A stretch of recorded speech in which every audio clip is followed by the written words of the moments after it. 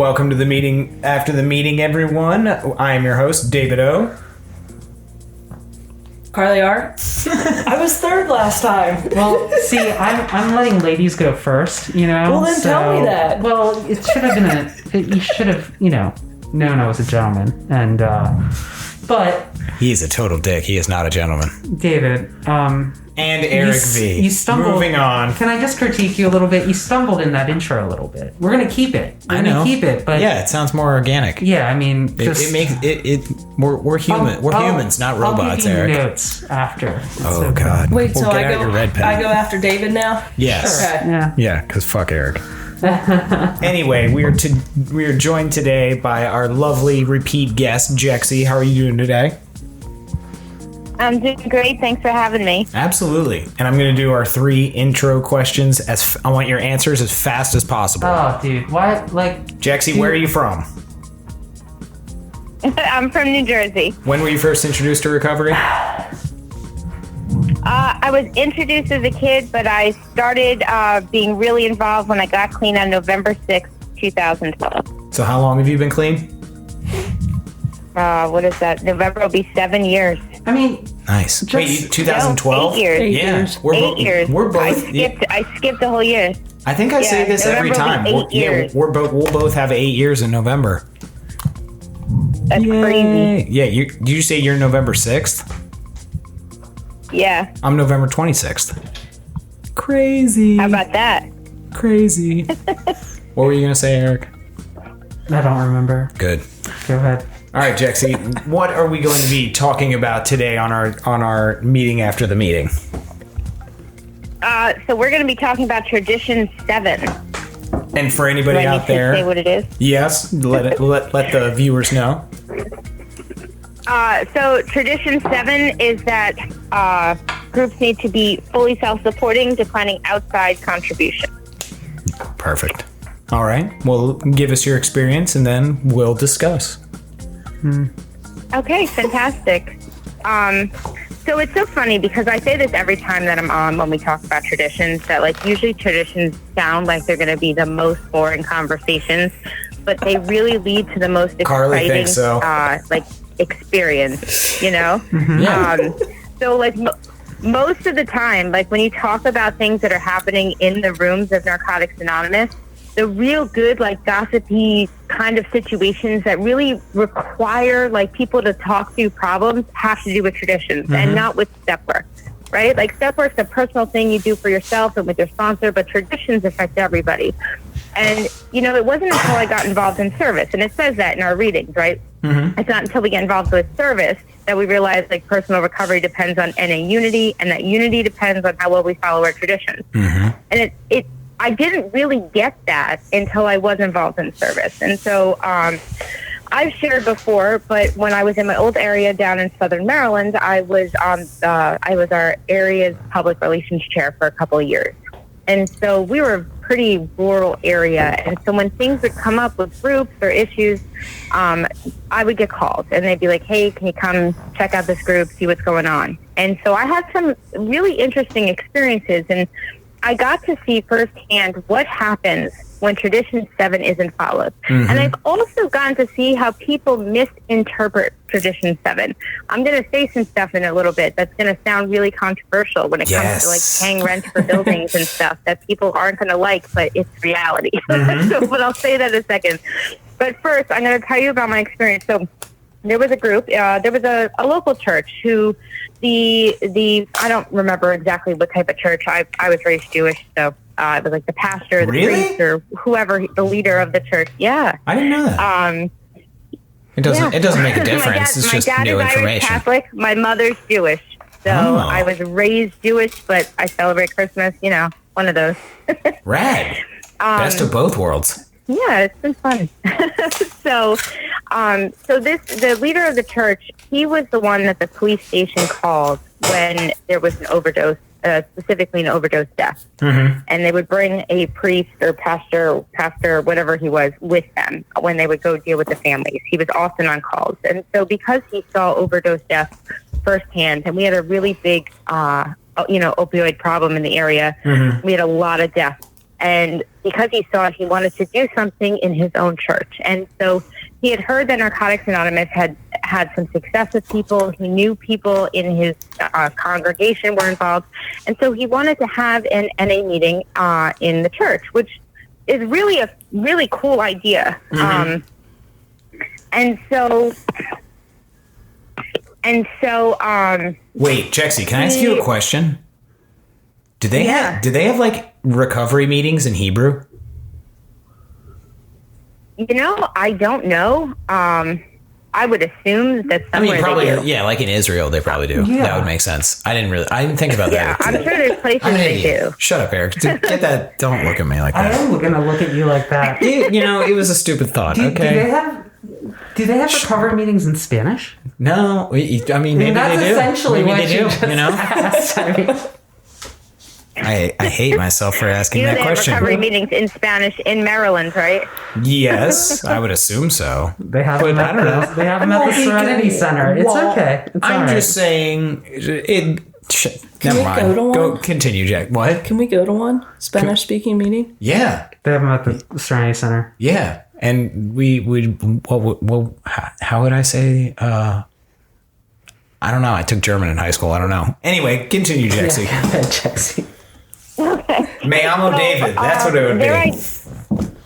Sorry. So their idea was that they were going to have like multiple types of recovery meetings. They were going to have an AA meeting, an NA meeting, A Hebrew meeting. a Naranon meeting, and an Al-Anon meeting, like all these different meetings all at one time in the same building, right? Which is generally a pretty cool idea. But I got a call because people were going to this meeting and saying that the church was requiring that they pray before the meeting. Ooh. And that the whole meeting was not following traditions and that things were a mess, right? So I got called.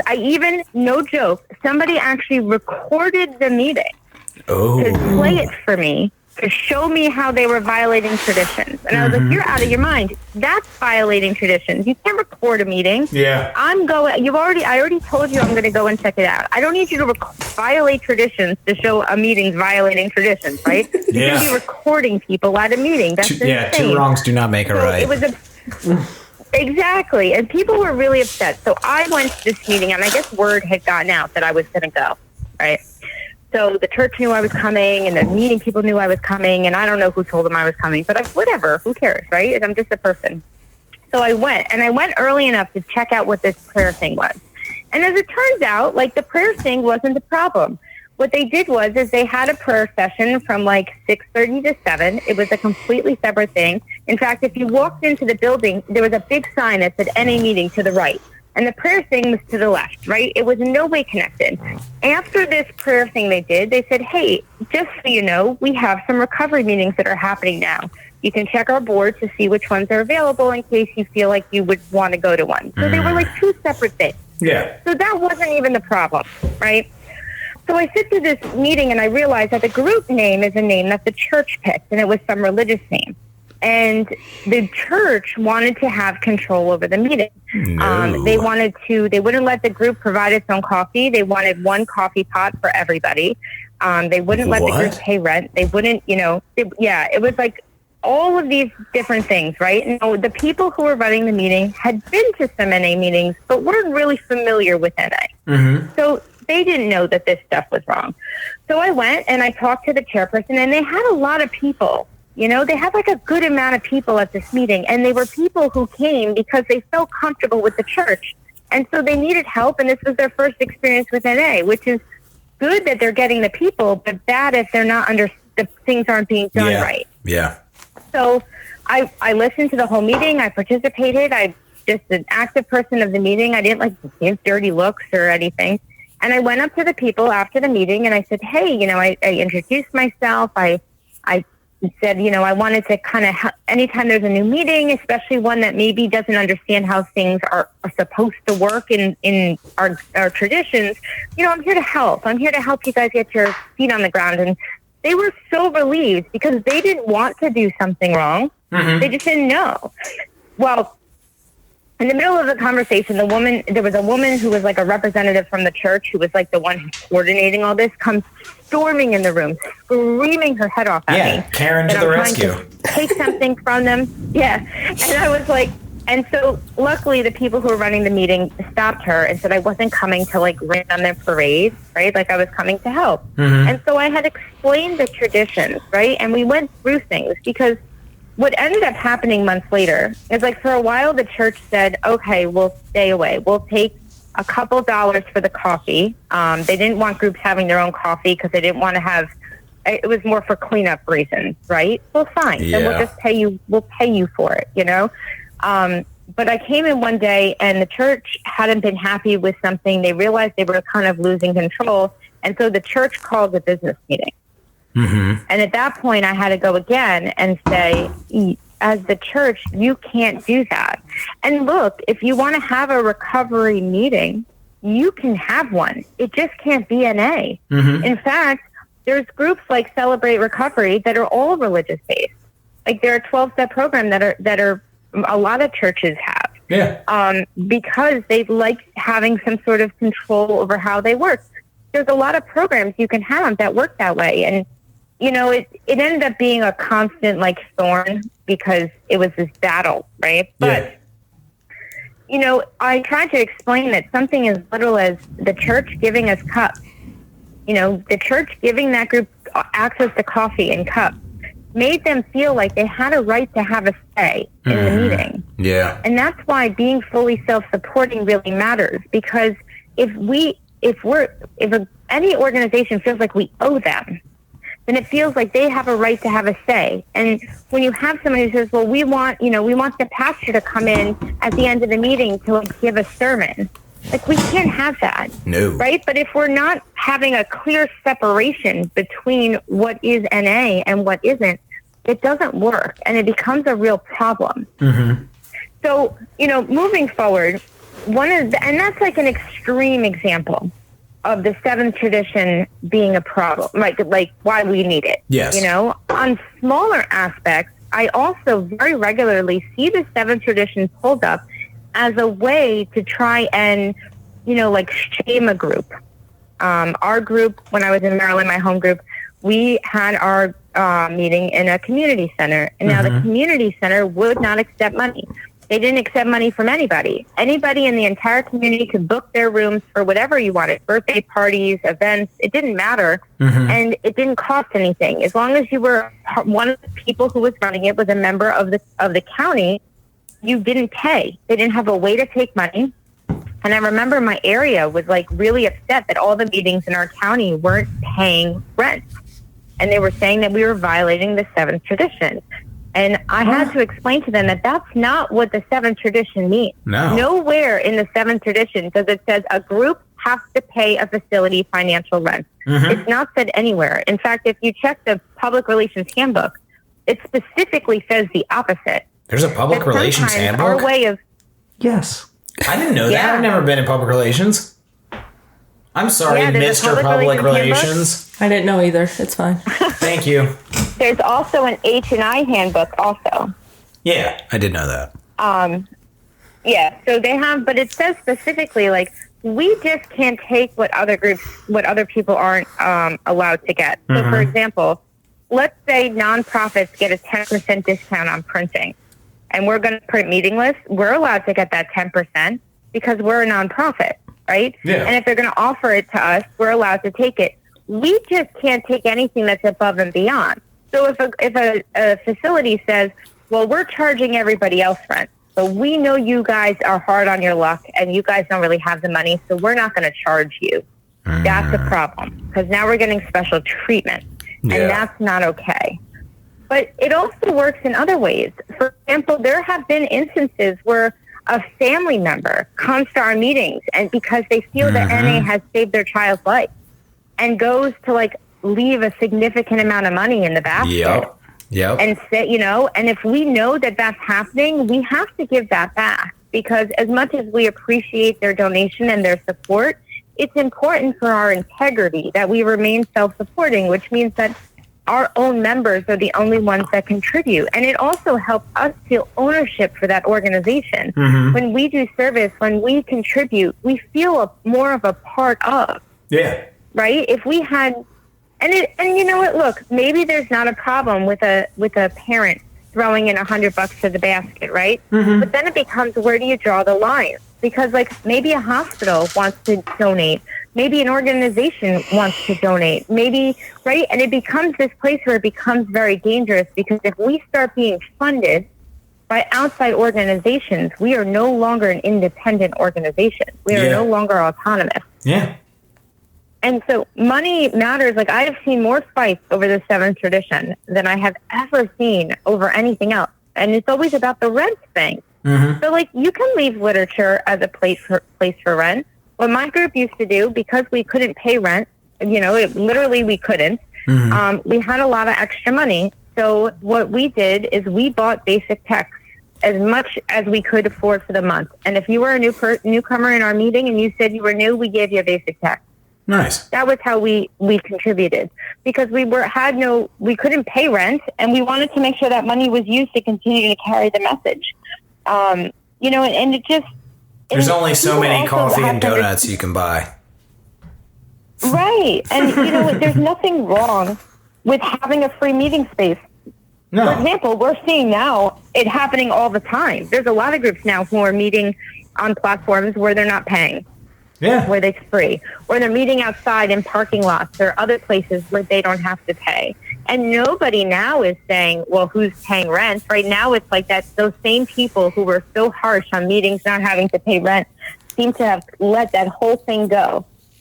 And it's like, well, this is why it was never wrong to begin with, because it's got to be consistent regardless of situations. And if you can meet for free, you can meet for free. Yeah. The other part of traditions is that, we learn how to apply them in our daily lives, right? How we deal with other people. And tradition 7 for me is something I come to time and time again, especially as a single mom.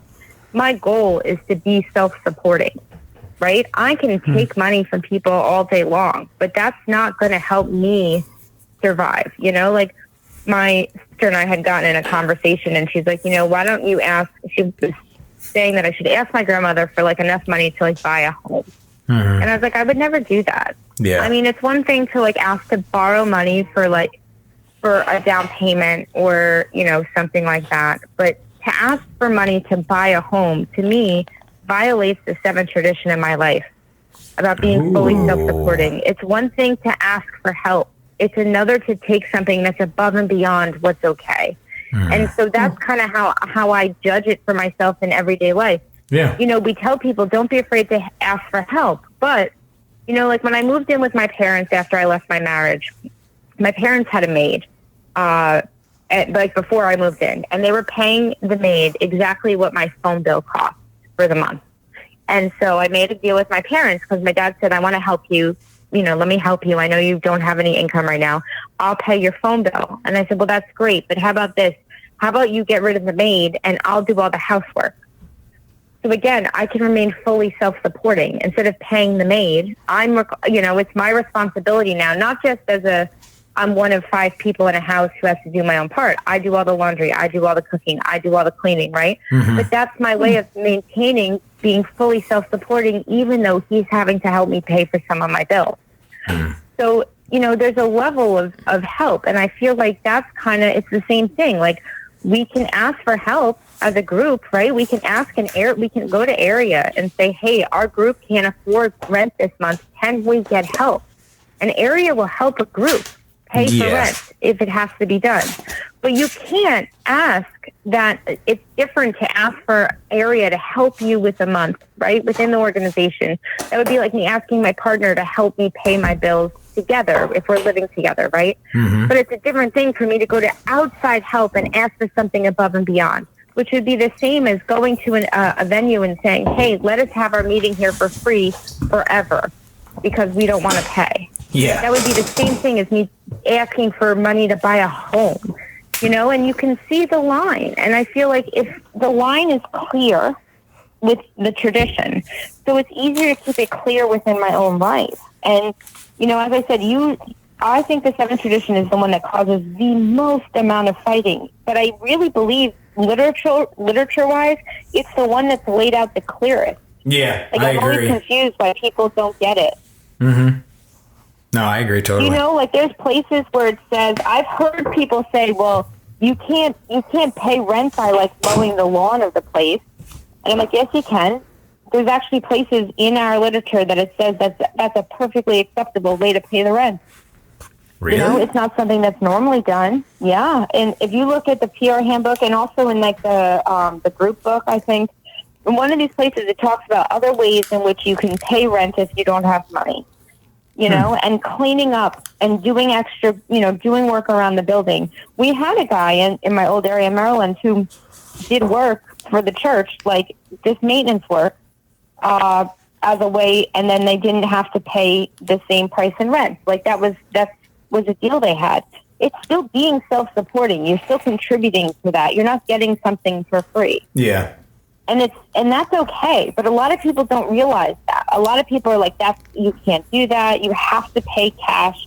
And like, how do you think groups got around? How do you think groups started when there was no large groups that made money? Mm-hmm. And think about it. When Annie was young and new, do you think the first couple people who started a group who were just coming in off the streets had money to pay rent for a meeting space? Mm-hmm. There's no way. Yeah. So there had to be other ways in which they were able to maintain being self-supporting and still having meetings. Yeah. And so it's not like right now most groups are financially sound, and that's a blessing. But that doesn't mean that's how it's always been or always will be. Mm-hmm.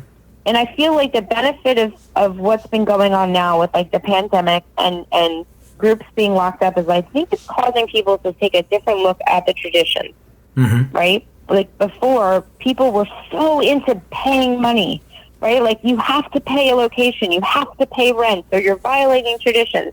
Now people are meeting all over the place for free, and they're not paying anything, and you don't hear that anymore.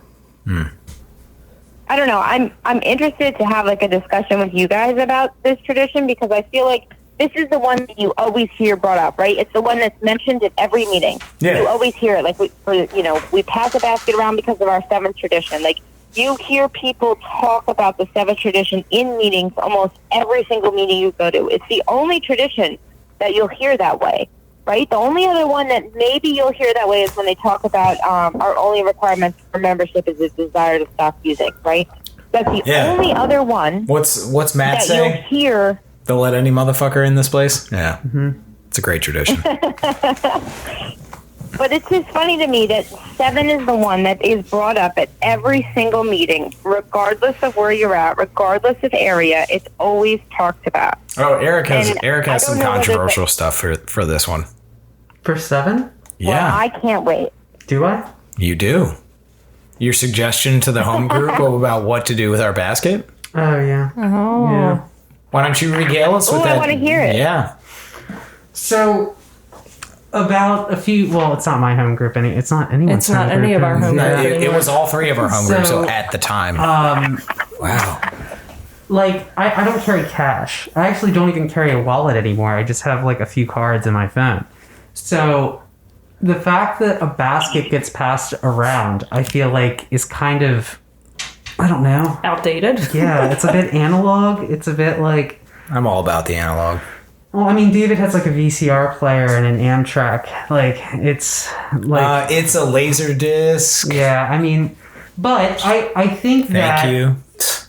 Considering...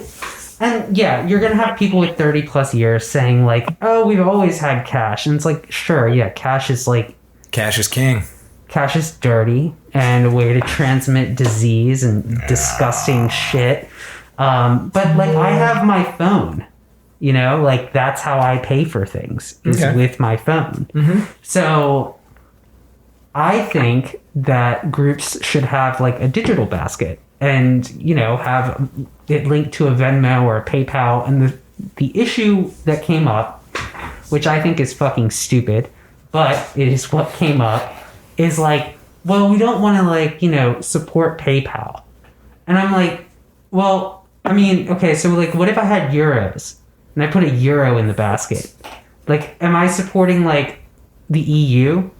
Like, and not supporting the American dollar?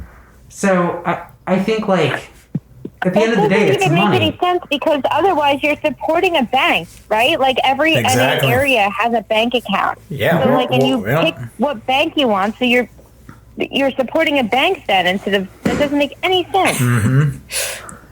So we should all have cash under a mattress, man. We can't be funding the Bank of America, dude. That's against traditions. We're paying them. No, it's not right. No. My area uses Venmo now. Yeah. There you go. Because it makes sense. Yeah, right? it does. I was totally for it.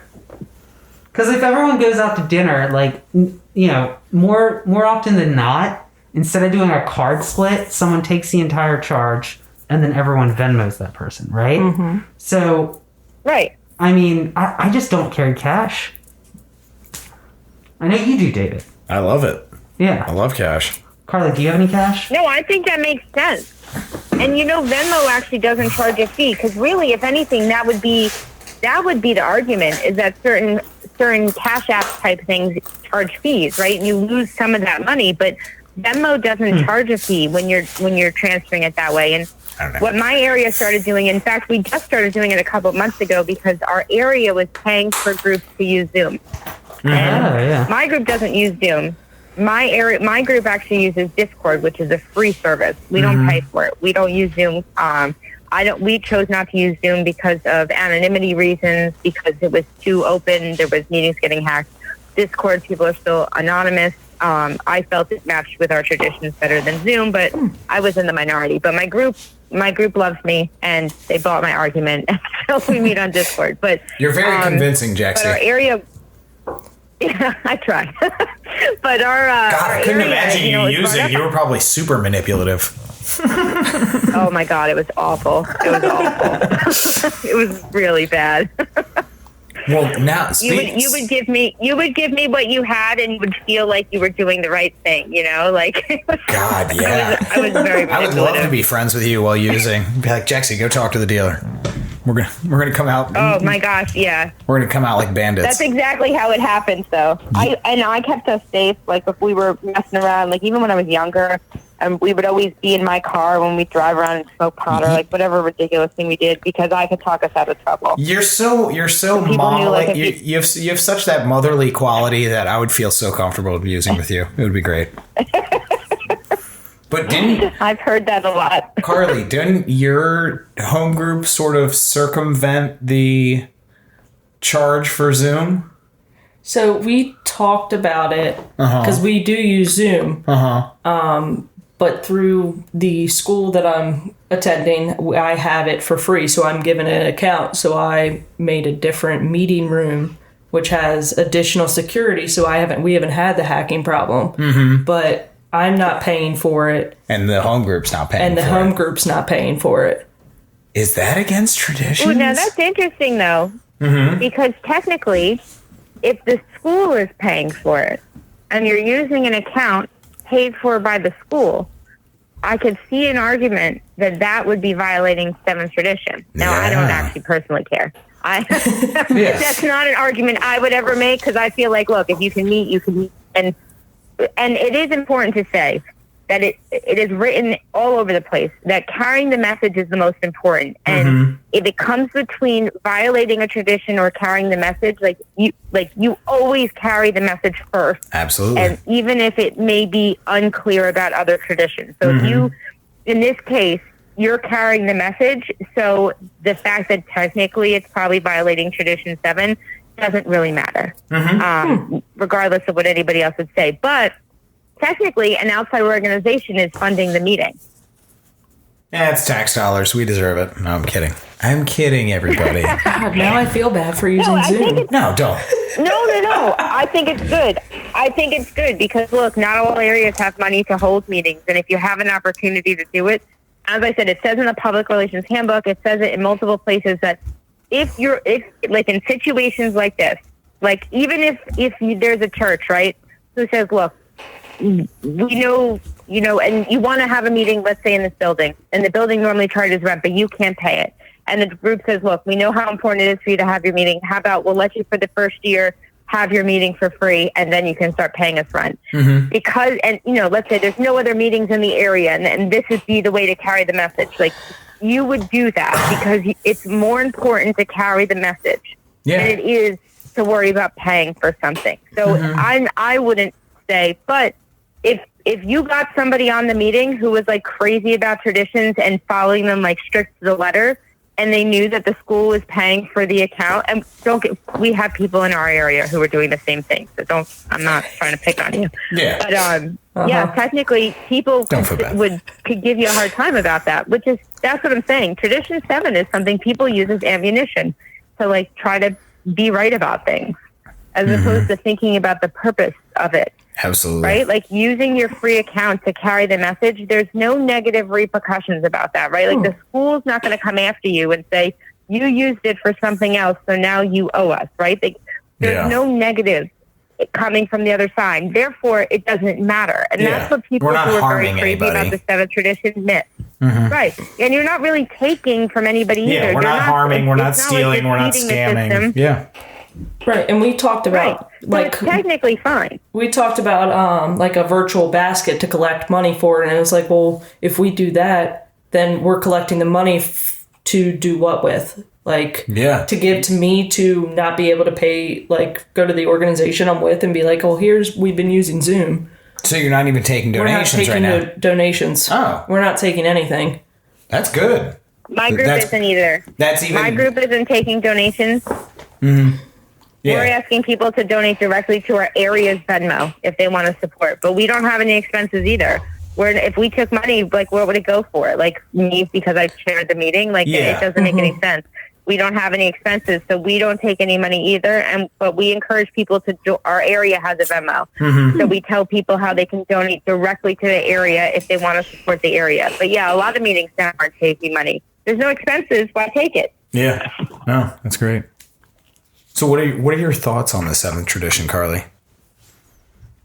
Oh, yeah, I'm putting you on the spot. I'm going to fry you. I don't have any thoughts about it. You don't have any? Okay, that's fine. I actually do have a semi-passionate stance on a part of the 7th tradition as it pertains to donations. And I've called out whole rooms of people who in my sponsorship family, we believe that your donation shouldn't. I think you were at the meeting when I did it too, Carly, when I did the numbers, when I did the math. So say in your active using, you spent an average of $20 a day for however many years. And then you come into recovery and you're only putting $1 in the basket for X amount of years. The offset, it's not even comparable. We paid into the drug system like 100 times more than we're paying into the recovery system. But we see all these people getting really, really good lives. They're buying 2 and 3 houses. They're driving Mercedes. They're buying a boat. And then they have the fucking audacity to come into a program that has saved their lives and got them those multiple houses, that got them that fucking Mercedes, that got them that fucking boat, and put a fucking $1 in the basket. But then the same kid who's in a recovery house is putting an equal $1 in that fucking basket. And there's a ridiculous, unequivocal problem with that in my family, like in my sponsorship family. Like, it should hurt a little bit. Like, you're like, if you have a $5, $10, if you only have a $20 bill in your pocket and the basket comes around, you better damn sure put that fucking $20 bill in the fucking in the basket, because you earned that. Like, how much we've paid into such a fucking corrupt system of drugs and alcohol, and now we want to get stingy with our fucking money in recovery. I think it's tremendously unfair, and I think it's an extension of people's selfishness in recovery. So I guarantee I've out-donated you, Eric, in recovery. Don't guarantee it. So passionate. Don't trip when you step down off your soapbox. Hey. But I disagree 100% with you. Of course you would. I think that is the most ridiculous thing I've ever heard in my life. Why is that ridiculous? You paid into the fucking drug system tens of thousands of fucking dollars. Yeah.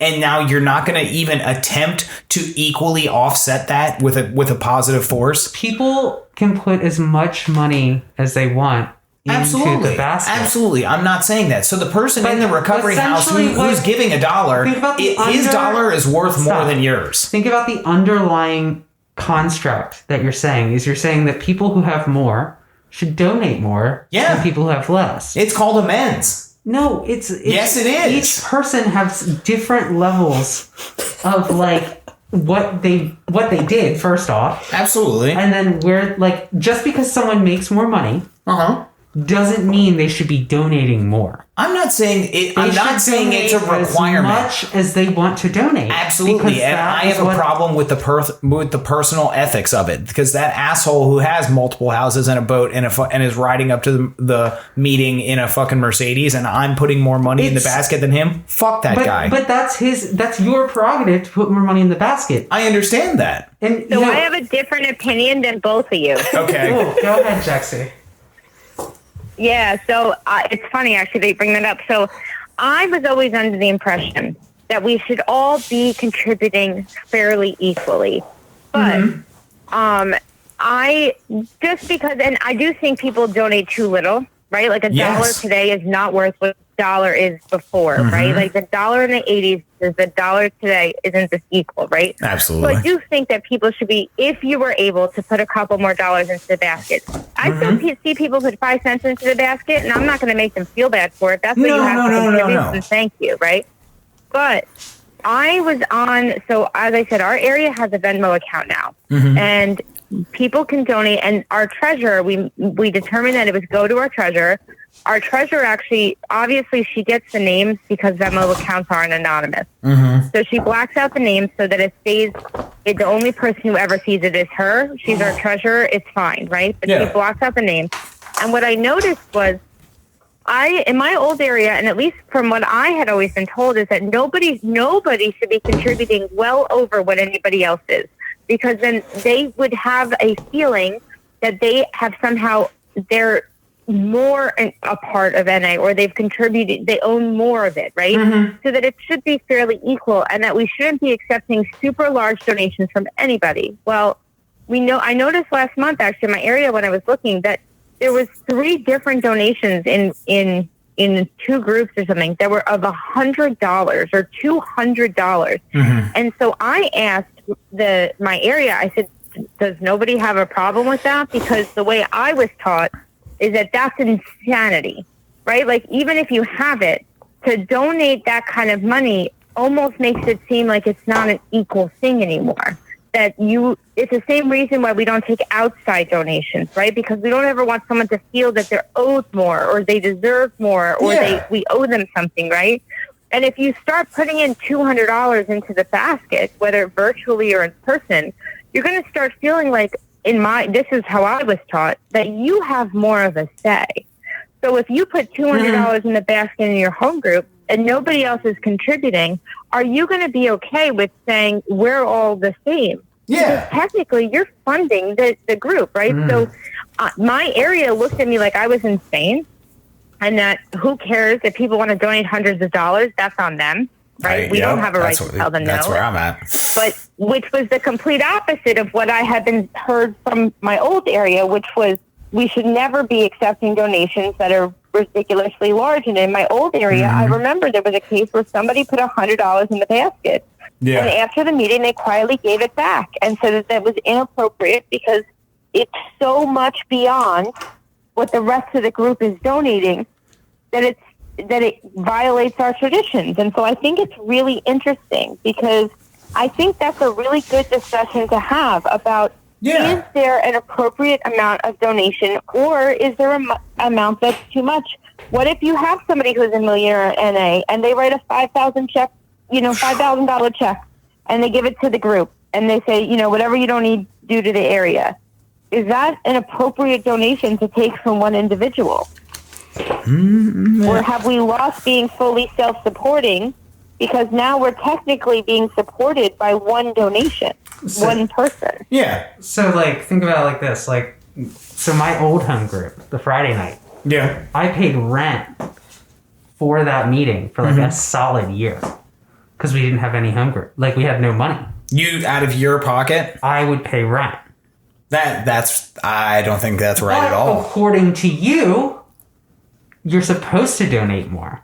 So because the group couldn't afford it, that's different. I pitched in the money to always make sure we had rent. Yeah, and I'm not saying it's wrong. But we did the same thing with coffee and sugar and cups and that's how much money did we put out? That's true, we did. I forgot about that. Quite a bit. Yeah, where's that coffee come from, David? What? Where did the coffee come from? Starbucks? I bought the coffee. But you bought nice coffee. Yeah. I want to drink nice coffee. And why? You went above and beyond. Because I'm a snooty asshole. That's why I'm a coffee snob. That's why. Our had the Starbucks coffee, right? We had Dunkin' Donuts. Whatever. And I did the same thing because I cared about our home group. NA brought to you by Dunkin' Donuts. No, I'm kidding. That's a total joke. Total joke, everybody, if you're listening to this. That is not a thing. It does not exist. No, we don't need to edit that out. It's a joke. No, okay, good. You're keeping that. So what happened? I want Carly to tell this story about what happened at her anniversary with a donation. Oh, okay. Semi-controversial. Yeah, so my first anniversary, one of my best friends came and put a $100 bill in the basket. Mm-hmm. And didn't... I can't remember who noticed it. I don't know who noticed it either, but they approached me after the meeting and was like, we can't accept this from her, please give it back. And it became this whole discussion because she refused then to take it back and wanted nothing to do with it. So she said, fine, if the group won't take it, Carly, you have to take it. I'm not taking this money back because I want you to have it. Mm-hmm. So then I ended up donating it to the group. Yeah. Is that controversial? Yes. No, I think it was all handled correctly, even though the whole situation sucked. Yeah. Right? I think that technically you can't have someone who's not an addict, right? If she was an addict and she was just there and she donated, that would be different, right? Mm-hmm. But if she's not an addict and was just there to support you and donated, the group's right. They can't take it. But you can donate it. Yeah. So it would probably have been easier from the beginning to just, be like, I put this in for, this is Carly's donation, right? I gave this to Carly. It would have been, that was the right thing to do, was for it to be something given to you and you choosing to donate it, right? But if you're not part of NA, you have no idea, right? Yeah. How are you going to know that, putting, and at least they came to you and not to her, because I can't imagine how that must feel to, think you're doing something good and then have people come at you. It would be like, we don't want your fucking money. Right? That must feel really bad. And I don't blame her for not wanting to take it back. But I think the way you handled it was the best way to handle it. I totally had a hand in that as well. And you say, well, I'm donating it. I think that was handled right. I think it was me that figured out the loophole. I was like, just give it to Carly. It's a gift to Carly. Carly's going to put it in the basket. Carly's an addict, therefore it's fine. So I was like, boom. Right. Bing, bang, boom. That's definitely the way to make it happen. You look contemplative, Eric. It's just semantics at that point. It's just it's fucking stupid. It may be, but what am I supposed to do? I don't want your fucking money and take it back and cause this huge exactly thing with her because she tried to do something that she felt was right. No, I get that. It's still just, it's ridiculous. What's ridiculous? Nothing changed. The $100 is still in the basket. Yeah. Just the perceived avenue of how it got there changed. Yes, we laundered the money into the group, 100%. I'm just saying. Funneled it through an intermediary, which was Carly. We laundered the money into the group. What, am I just supposed to pocket the $100 that she doesn't want and go do God knows what with it? Well, sometimes, the fact that these conversations even come up at all is just oh my God, this is why I'm not in meetings anymore. That is the reason why. No, and I understand that. And I understand what you were saying, Jexi, about somebody giving an overwhelming amount. My personal opinion is just, I think it just speaks to people's personal morality and their own level of recovery, because you get to know people and see people in the area, and vaguely how well they're doing financially. And if you just see them year after year, just putting a $1 in, and it's I'm not doing nearly as well as you, and I'm putting a $5 in. I'm not. And personally, a core thing with you though. Yes, I feel a very strong desire to give back. I feel like I am indebted to Narcotics Anonymous. Okay, but you can feel that way, but It doesn't mean that everybody feels that way and feels like they need to give. No, and I understand that, but like I don't know why more people don't feel that way. That's the like. Well, you know what? Sometimes people feel that way, but instead of donating financially, you donate your time. That's right? true. Like That's true. I might not be seeing the whole equation. Right, because if you're doing service, right, like whether you have money or not, if you are having service positions and you're doing, you're volunteering and you're doing all these things in NA, and you're also giving money, it's almost too much, right? Whereas if you're like, look, I can't do service, I don't got the time for that, but I can give an extra few bucks to contribute, then I feel like that's equal to somebody who can't really contribute financially, but is contributing their time. Yeah. Yeah, and and also when it comes to the outside, like with Carly's friend giving money, my home group now, when we before we pass the basket, we specifically tell people, because we have a lot of families or people who come, like nurses. We're by a hospital, so like a lot of nurses. We're right by Rutgers University, so we have a lot of students that come. And so we always say before we pass around the basket, if you are not an addict, please do not contribute, as we'd like to remain fully self-supporting, but we're really, really grateful you're here. And then we pass the basket. So we specifically let people know that we don't want their money. And I feel like when you do that, it makes it easier, because sometimes people don't know. Right? Like, even if you think about it this way, you've never been to an NA meeting and they're passing a basket around and people are putting money in it. You're going to reach in your pocket and throw in $1 because you don't want to be seen as not doing the right thing. Yeah. And then to have someone come up to you afterwards and say, you shouldn't have given that $1. What were you doing? Well, of course they have no idea what they're doing. They just told us they've never been to an NA meeting before. Yeah. So I think it's about understanding who's there, right? If you have an anniversary where you can assume that people are there who may not be addicts, an easy way to make sure that doesn't happen is to state that ahead of time. Because then it probably, if that was stated ahead of time, Carly's friend probably would have said, well, I kind of wanted to throw $100 in, and Carly could have said, well, I'll throw it in for you. You know what I mean? But like, that probably would have been thought about before it ever came up if the group knew the audience. Right? Yeah. If there's no people that have been there before, we don't say those lines. We only say them if we can see that there's people we don't recognize. You actually just brought up a really great point with newcomers. Like, I'm sure when you didn't know, did you just automatically put $1 in? I had no money in my wallet, so I felt so much guilt leaving there because I had no idea what it was for. Yeah, and I'm sure a lot of people would automatically think that, like, oh man, I'm supposed to pay $1 if I'm here. Like, I think that's a kind of a gap in communication for newcomers. Yeah, that's newcomers. We say that again. That same group that we say, like, if you're not a member of NA, don't contribute.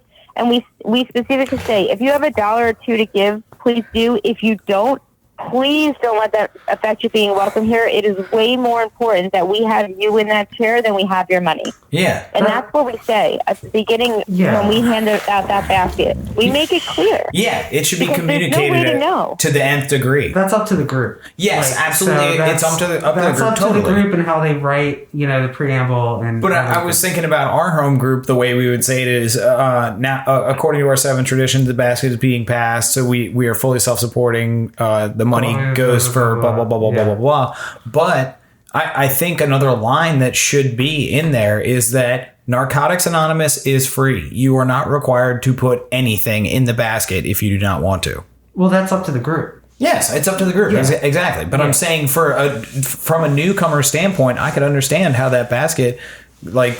I was terrified. Yeah, she was terrified. She was really, oh shit. Like, I didn't know. Like... I mean, I cried my whole first meeting, so I was in no state to do anything. A lot of us have. Yes. Thank you, Jexi. Eric doesn't cry. He just lubes up his gears with motor oil on a regular basis, and that's what keeps him going. Because he is a robot. I cried my whole first meeting, too. Yep. I don't remember anything that was said. I remember where it was and when it was. That was it. I mean, what's their... I'm not going to say anything there. No. All right. Well, I think we've covered all our controversial bases. Are we having it? Do we do a Twitter at the end? No, we don't do a Twitter at the end. We do not do a Twitter. We can do like a topic. A quick topic? Yeah, quick topic. Do you have a topic, Jexi? Oh, I don't know. You guys pick. Oh. God, I don't know. What you got, Eric?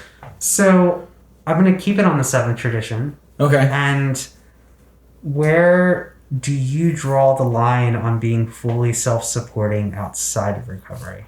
Ooh. Okay. All right. So, whoever wants to go first. Jexi, you go first. I need a minute to think about this. All right. I'll go first. So, it's kind of what I was talking about before. So, I think there's a line between being fully self-supporting and also not being afraid to ask for help. Mm-hmm. Because we all need help sometimes. And to say, I want to be being fully self-supporting is a goal, right? But it doesn't mean that if we ask for help that we're weak, right? Because our step work tells us, we should ask for help. So when it comes to things like, as I said, I have no problem letting my dad pay my phone bill because I'm contributing to the household in a different way for now. I did not expect for my marriage to end, almost 3 years ago now when it ended, and I wasn't working. I have 2 kids, right? I had to ask for help. But, and I'm okay. If my grandmother, who has a little bit of money, is able to help me with a down payment on a house, I would take that. Once I knew I was able to completely pay for mortgage and all that other stuff, right? But I would never, even if she was financially able to, take enough money to buy a whole home, because to me, that's not okay. Mm-hmm. I feel like asking for help, what's reasonable, right? A lot of people in our age group, when they need to buy a home, they don't necessarily have the money for a down payment unless they ask for help, right? Yeah. That's a reasonable thing to need help with. But someone in our age group also would never expect somebody else to buy them a home outright. Yeah. And I think that's kind of where the line is drawn. There's acceptable things for help, and then there's just not, are you working? Are you trying to get a job? Are you doing the best you can? Mm-hmm. And if you're doing the best you can and you need help, that's fine. But if you're sitting at home, not trying to get a job, playing on your computer all day, grubbing off of everybody else in your life, that's a problem. Yeah. And so I think that we have to determine that for ourselves. We know what we're doing, whether it's enough, and what's acceptable to ask for help. Nobody else can tell that to us for us, Mm-hmm. We need to really figure that out for ourselves. But I feel for myself, I have a really good idea of where that line is. And just because someone's willing to give me money doesn't mean that I'm going to take it. Mm-hmm. I don't know. I'm interested to hear what you guys have to say. How am I autonomous and fully self-supporting? I can't even recall, besides for wedding gifts, where literally my wife and I paid for our entire wedding. So the only, we didn't register anywhere. We didn't ask for gifts. We very subtly were hey, give us your money. That was about it, because we paid for everything ourselves. We didn't have any help from my parents or her parents, because they just monetarily couldn't do it. And so we just wanted to break it even on the event. And that was probably the last time I've asked for any sort of money from anyone. And I think it went a lot in 8 and 9, with the times that I sort of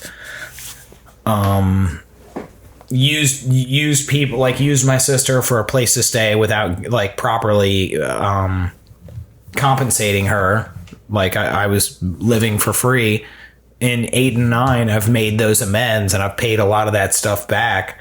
So I think a lot of that stuff for 7 for me came to fruition and repaired themselves in 8 and 9. So I can't really, I don't know of any donations that have been offered to me in recovery. Carly? I don't know. I guess I have quite a few, but I'm not out there asking for it. It's more of the offer. Now with my wedding coming up, my parents have both passed away. So we don't have somebody on that side of the family. So his parents came to us and were like, we're going to pay for this amount of the wedding. Mm-hmm. And like, I don't like, okay. Like, yeah. Like, I don't know if that's okay or not. And like, whatever is over that budget. I think that's perfectly fine. Weddings are fucking expensive. Yeah.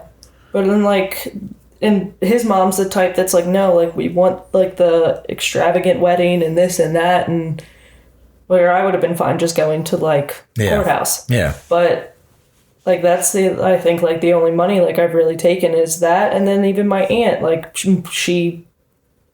we went and picked out the dress, and then 3 hours later, she goes, check your Venmo, and she paid for the entire dress. Yeah. But, like, how, like, I don't, like, I'm not out there asking for it, but just, then, like, when that happens, like, how do you say no? Or, like, no, I don't want this. Like, does that mean you're ungrateful? Yeah. It's a fine line, like, especially with family. It's okay to accept gifts. Yeah. If people want to help you and do something, and I think a lot of times denying people's gifts is almost like worse. It's rude. Oh yeah, right? Like in a lot of cultures, it's like super I'm rude. giving you this. Mm-hmm. Yeah, I think it's absolutely okay. Like if my grandmother was like, "Hey, I bought you this house," I'd be like, "Well, that's a different story, right?" Like, but you know what I mean? But I think it comes down to intentions, right? Like when you're intending to pay for something yourself or do the best you can, and someone else comes in and helps you out and does something, like that's something to be grateful for. You know, like that's it. You know, like I believe that that's absolutely okay. Dude, if somebody's buying me a house, I'm taking it. I'm sorry. I'm taking it. And be like, I'll get you back somehow. I don't know. What about you, Eric? So, I mean, just like the concept of like being fully self-supporting, like kind of like what you were saying, Jexi, it's like a long-term goal. Like the way the world is kind of set up, being fully self-supporting is a pretty difficult thing to be. I mean, most people have a mortgage or a car payment, or they have some sort of credit card debt, some sort of like student loan, Oh, okay. All right. Yeah, I didn't think about that. Yeah, like there's other, like, okay, like you want to go to school, but you have to get a student loan in order to go to school. But if you're like, well, I'm fully self-supporting, it's like, well, I guess you're not going to school until you save up the money to pay for school. So like Right. But that's borrowing, like that's intending to pay back. Yeah. It's still, but you're not self-supporting though. Like technically. No, I see what you mean. So even like just because I mean like think about like we're fully self-supporting. Well, so was the other thing though. So that's just so my personal saying, opinion. That's like, not semantics. That's opinions. I don't like yell at people about it. I just feel strongly about it. Well, no matter what, though, like if you are asking, there's a lot of times where you get you borrow something, you don't pay it back, right? Yeah. You go into bankruptcy. Yeah. Or something what like if you that. die and you don't pay for this house, Eric? I don't know. Can I have it? No, because I have my wife. You dick. Yeah. But I don't know. I mean, like, if you borrow money from even a friend or from... I'm not in your will? That's bullshit. Nah, I don't know. Yeah. So, yeah, I don't know. Carly, you get everything. Eric, you're out. But... All right. I think we're about out of time, dude. I think we're about out of time, and I'm going to rush this a little bit at the end because our co-host, Carly, really has to pee. Yeah. All right.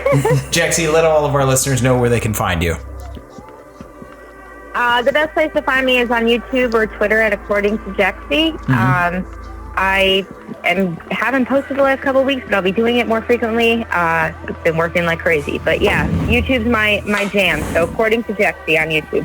Awesome. Well, we always appreciate you coming on, and I'm sure we'll have you on in the very near future. And everybody out there, if you're listening, check us out on Facebook, YouTube, Instagram, Twitter. For more information about Eric, Carly, Allie, and myself, go to podcastrecovery.com. Please become a member of the home group and donate to our Patreon, our Venmo, our PayPal. We are fully self-supporting. oddly enough. So all of our microphones and coffee and donuts, and which we don't have. I don't eat donuts. No, I don't eat donuts either. But yes, all of our equipment is fully self-supported, and we would like your help. So become a part of the home group. But most importantly, everybody out there, stay safe, stay clean.